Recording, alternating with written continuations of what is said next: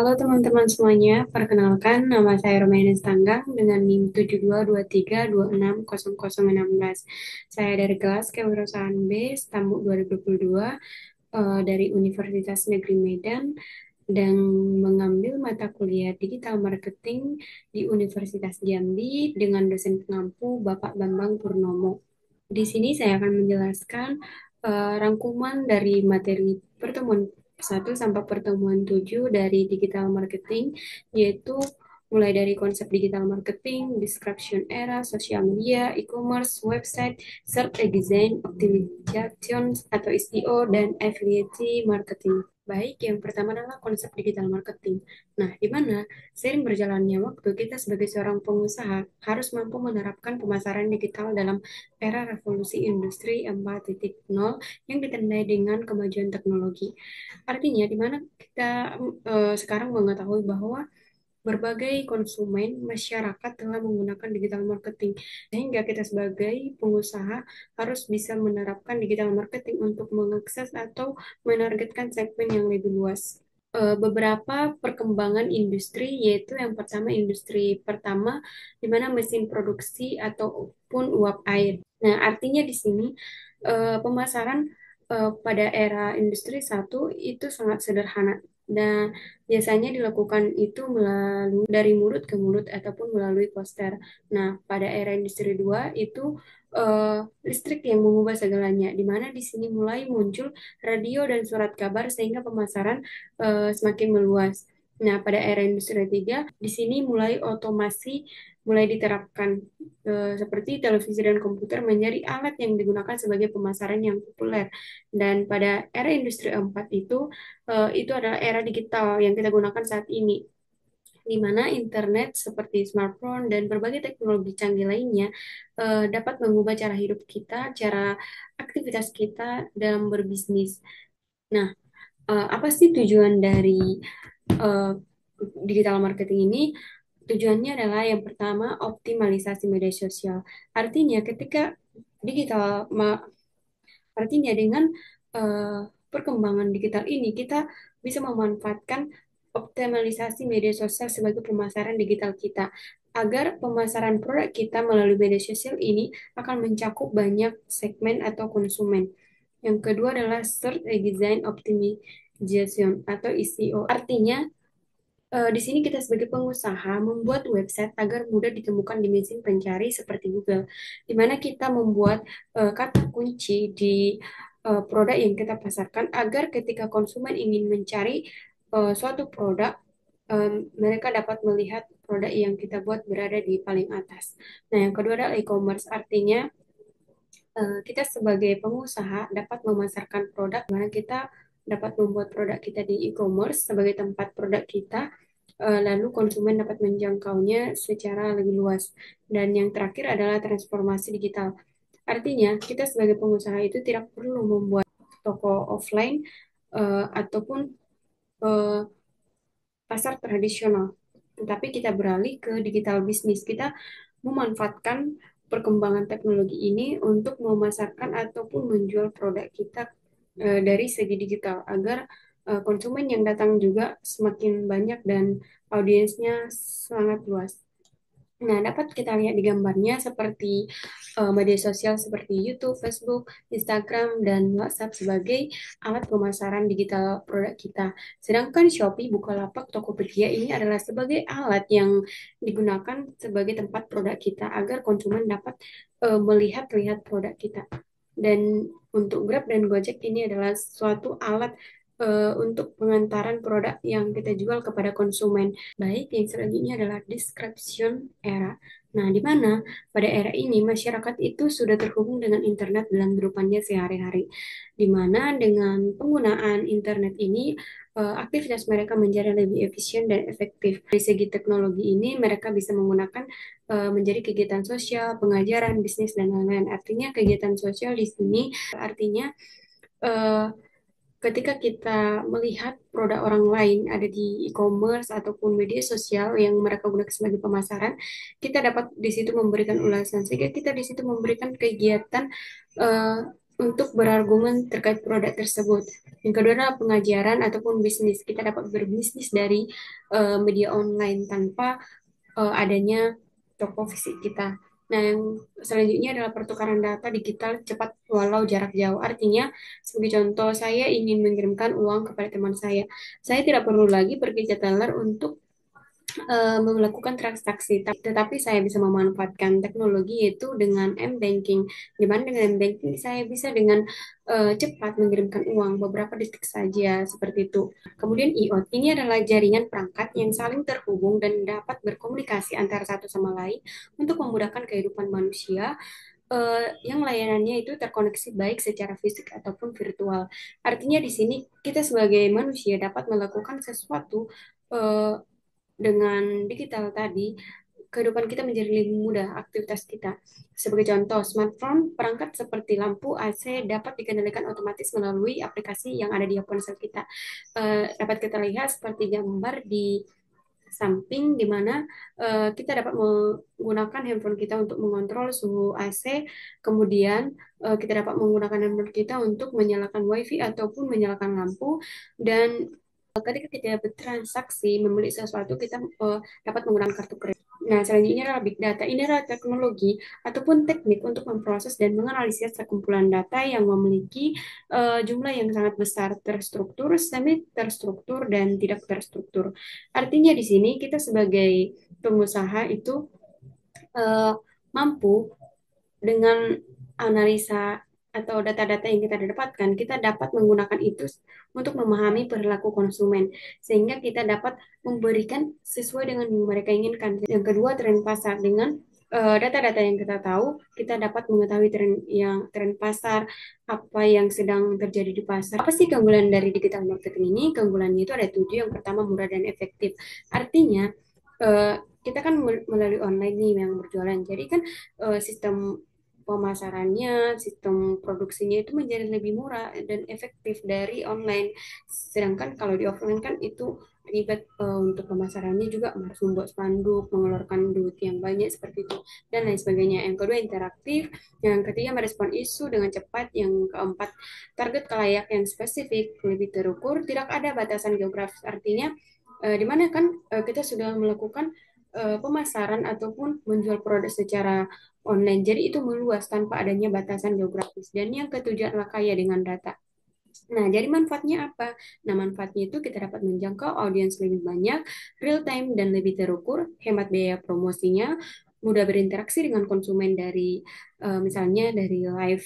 Nah, jadi kita bisa berkomunikasi dengan mudah dengan si konsumen yang akan membeli produk kita. Dan yang terakhir adalah aktivitas pemasaran kita menjadi lebih ringan. Baik, selanjutnya adalah sosial media. Nah, ini adalah platform berbasis internet yang memungkinkan pengguna untuk berbagi, berkomunikasi, dan berinteraksi secara langsung melalui konten yang dibuat. Nah, sehingga ini membangun hubungan dengan konsumen. Artinya, dari pemasaran sosial media yang dilakukan itu, dengan melihat ulasan-ulasan dari konsumen lain, itu membangun hubungan yang baik dengan konsumen yang akan datang atau konsumen yang sebelumnya. Sehingga itu memperkuat citra merek mereka dan memperluas jangkauan pasarnya dari pemasaran di sosial media. Nah, mengapa media sosial itu penting? Nah, karena cakupannya sudah global, sangat luas, yaitu mulai dari Instagram, Facebook, TikTok, YouTube, dan lain sebagainya media sosial yang digunakan untuk mencakup berbagai segmen pasar dari berbagai wilayah ataupun geografis. Nah, yang kedua adalah interaksinya secara langsung melalui contohnya dari live tadi. Dan yang ketiga adalah membangun kesadaran merek dari sosial media, dari konten-konten sosial media yang kita buat itu membangun kesadaran merek kepada si calon konsumen untuk tertarik membeli produk kita. Jadi manfaat penggunaan media sosial ini bagi perusahaan itu ada enam. Yang pertama, mengurangi biaya pemasaran. Seperti yang saya jelaskan sebelumnya, untuk membuat pemasaran produknya itu tidak perlu membuat spanduk lagi. Kita hanya perlu membuat konten yang menarik, video yang menarik, dan gambar desain yang menarik di sosial media kita. Nah, yang kedua meningkatkan loyalitas pelanggan, meningkatkan visibilitas dan pengenalan merek, membeli kegiatan menjadi kegiatan sosial. Nah, yang kelima konversi yang tinggi dan yang keenam adalah peringkat mesin pencari menjadi tinggi. Baik, selanjutnya adalah e-commerce. Nah, e-commerce ini adalah perdagangan elektronik yang kegiatan bisnisnya itu melibatkan interaksi antara si konsumen, produsen, penyedia layanan internet, dan pedagang berantara di internet. Nah, ini dihubungkan untuk menjalin kerjasama dan sehingga mampu menghasilkan konsumen untuk membeli produk yang ditawarkan. Nah, jadi manfaat dari e-commerce ini, yang pertama dari segi organisasi, itu di dalam memasarkan suatu produk itu sudah dalam jangkauan nasional dan internasional. Yang kedua, penurunan biaya seperti yang saya jelaskan tadi dari segi proses, distribusi, dan penarikan informasi. Dari segi pelanggan itu, kita sebagai pelanggan dapat mengakses berbagai produk 24 jam. Berbeda dengan pasar tradisional yang hanya terbuka dalam jangka waktu tertentu. Dari segi masyarakatnya atau dari segi penjual itu dapat memberikan layanan informasi, produk ataupun jasa dengan mudah kepada si targetnya yang nyaman ke berbagai segmen yang ditargetkan, seperti orang kota, desa, ataupun negara berkembang yang menjadi tujuan target pasarnya. Tetapi selain manfaatnya itu, dampak e-commerce ini sangat banyak. Yang pertama itu adalah penipuan. Artinya, misalnya seller di e-commerce Shopee itu banyak kan seller-seller dari produk yang sama. Nah, mereka bisa mencantumkan gambar di e-commerce itu yang dengan gambar yang baik, desain yang bagus, sehingga konsumen tertarik. Tetapi ketika barangnya sampai di tangan konsumen itu sangat berbeda, sehingga ini adalah penipuan dari si seller ke konsumen. Nah, yang kedua adalah pencurian data, di mana sekarang banyak orang-orang yang tidak bertanggung jawab itu mencuri data-data pelanggan untuk disalahgunakan. Nah, yang ketiga, kehilangan kesempatan bisnis ataupun kerugian pelanggan. Misalnya adalah ketika saya sebagai seller itu melakukan live di Shopee. Nah, ternyata error nih Shopee-nya, sehingga kesempatan bisnis saya dalam menjualkan produk tadi melalui live Shopee itu menjadi gagal karena terjadinya sistem error di aplikasinya. Yang keempat adalah hacker, di mana sekarang banyak hacker untuk membobol data eh, yang digunakan untuk hal-hal yang negatif. Dan kelima adalah kampanye negatif di internet yang dilakukan kompetitor. Artinya, eh, misalnya di platform e-commerce tadi, eh, si kompetitor bisa melakukan kampanye negatif agar konsumen lain yang melihat toko si A ini dengan melihat ulasan-ulasan negatif tadi dari si kompetitor itu bisa menjadi eh, si konsumen yang tadi tidak tertarik dan langsung menghilangkan eh, opsi untuk si perusahaan ini. Dan yang keenam itu adalah kerugian akibat kesalahan yang tidak sengaja ataupun kerusakan sistem elektronik. Baik, kemudian kita beralih ke materi website. Nah, di mana website ini adalah kumpulan halaman yang di dalamnya itu terdapat berbagai macam informasi, teks, data, gambar maupun video yang bersifat dinamis maupun statis. Manfaat dari website ini adalah yang pertama komunikasi. Artinya, website itu akan memungkinkan orang dari seluruh dunia untuk berkomunikasi dan berbagai informasi. Dan dari segi informasi itu, si website adalah sumber yang informasi yang sangat kaya, sehingga kita sebagai konsumen dapat menemukan informasi tentang apa saja di internet. Dan yang ketiga adalah dari segi entertainment. Ini adalah di mana website itu menyediakan berbagai jenis hiburan seperti game, musik, dan film di websitenya. Dan dari segi transaksi itu adalah website yang memungkinkan kita untuk melakukan transaksi jual beli secara online. Jadi tujuannya di sini adalah untuk memperluas jangkauan promosi. Artinya website tadi itu eh, tersebar di mana-mana. Semua orang dapat mengakses sehingga jangkauan promosinya itu sangat luas. Nah, yang kedua adalah media tanpa batas. Artinya kita di dalam mengakses web itu tanpa batas. Jadi kita bebas mengaksesnya kapan saja. Selanjutnya adalah promosi terluas dan yang keempat media pengenalan perusahaan dan yang kelima sebagai media promosi. Website ini juga dibagi dalam berbagai tipe. Yang pertama infopreneur website, e-commerce website, business website, portfolio website, media website, non-profit website, sampai education website. Nah, ini digunakan sesuai dengan kriteria masing-masing dan tujuannya di dalam menggunakan itu. Nah, tipe-tipe website ini juga ada tiga, yaitu website statis, dinamis, dan interaktif. Di mana website statis itu adalah kontennya itu tidak berubah secara dinamis dan Nah, itu biasanya hanya diperbarui secara berkala saja. Sedangkan kalau website dinamis itu kontennya itu dapat diperbarui secara real time. Contohnya adalah eh, konten situs berita atau toko online yang dapat kita akses informasi terbarunya secara real time. Dan yang ketiga, website interaktif yaitu em, memungkinkan interaksi pengguna seperti forum atau blog di mana pengguna dapat berkomentar dan berdiskusi. Artinya, di dalam website ini kita dapat berkomentar, saling berkomentar atau berargumen terkait apa yang dibahas di website tersebut. Baik, kita lanjut ke SEO. Nah, SEO ini merupakan suatu upaya untuk meningkatkan traffic dari sebuah website dengan memaksimalkan performance dari setiap konten agar berada di urutan paling atas dalam mesin pencarian. Nah, jadi manfaatnya di sini adalah untuk meningkatkan visibilitas dan meningkatkan traffic situs web. SEO ini memiliki beberapa kegiatan untuk mengoptimalkan traffic dari sebuah website yang digunakan. Yang pertama itu adalah riset kata kunci, yaitu kita sebagai pengusaha kita harus bisa meriset kata kunci yang sedang viral, yang banyak dicari orang, sehingga ketika orang orang mencari suatu produk dengan kata kunci yang kita buat, produk kita muncul. Nah, yang kedua adalah membuat artikel, di mana itu kita buat berdasarkan keywords yang trending untuk menarik pembaca di dalam website yang kita buat. Yang ketiga adalah optimasi on page. Itu adalah mengoptimalkan performance konten dari dalam halaman web agar mesin pencari mudah mengidentifikasi isi konten kita dan memahami materi konten kita. Yang keempat adalah optimasi of page, yaitu mengoptimalkan performance konten dari luar website. Dalam SEO ini juga kita harus perlu mengevaluasi SEO yang kita terapkan, di mana dengan mengevaluasi ini kita menggunakan website analysis, yaitu menganalisis traffic dari sebuah website setelah kegiatan SEO yang kita jalankan itu untuk menentukan strategi SEO yang akan kita jalankan selanjutnya.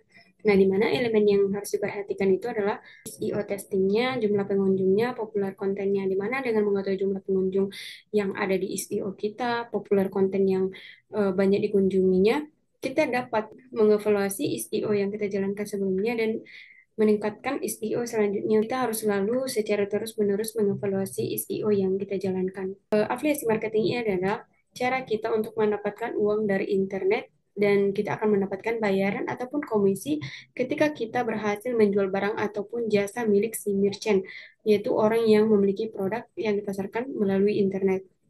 Nah, di mana ketika kita tidak memiliki produk yang akan kita jual, kita dapat menjual produk orang lain melalui afiliasi marketing. Nah, di mana cara kerja afiliasi marketing ini adalah yang pertama, afiliasi marketer yang meletakkan link afiliasi di website mereka. Artinya kita dengan kita tadi sudah melihat adanya afiliasi di produk ini. Nah, kita bisa mengambil link itu, kita mendaftar dulu nih, mendaftar sebagai afiliasi. Nah, jadi kita dapat mengambil link si produk ini, lalu kita cantumkan di media sosial kita, di berbagai media sosial kita, agar uh, pengikut kita atau orang lain dapat mengaksesnya. Nah, kemudian si konsumen atau pengikut kita tadi yang membaca link afiliasi yang kita buat itu mengklik link tersebut dan melakukan transaksi. Ketika mereka berminat kan terhadap produk yang kita buat ini, terus mereka melakukan transaksi pembelian. Nah, jadi dari transaksi pembelian yang dilakukan si pembaca tadi, itu kita mendapatkan track konversi. Kemudian kita sebagai afiliasi marketer itu akan mendapatkan komisi dari hasil penjualan. Jadi kesimpulannya di sini adalah di mana bahwa digital marketing ini adalah cara kita untuk mempromosi menggunakan teknologi digital, di mana ini termasuk menggunakan situs web, menjual barang lewat e-commerce, menggunakan media sosial untuk interaksi, melakukan SEO, ataupun meningkatkan hasil pencarian di Google tadi, dan menerapkan afiliasi marketing untuk mendapatkan komisi dari setiap promosi untuk promosi produk orang lain. Dimana ketika kita tidak memiliki produk, kita dapat menjual produk orang lain dan kita mendapatkan komisinya. Nah, jadi semua ini bisa kita gabungkan untuk mencapai target audiens dan meningkatkan penjualan secara efisien.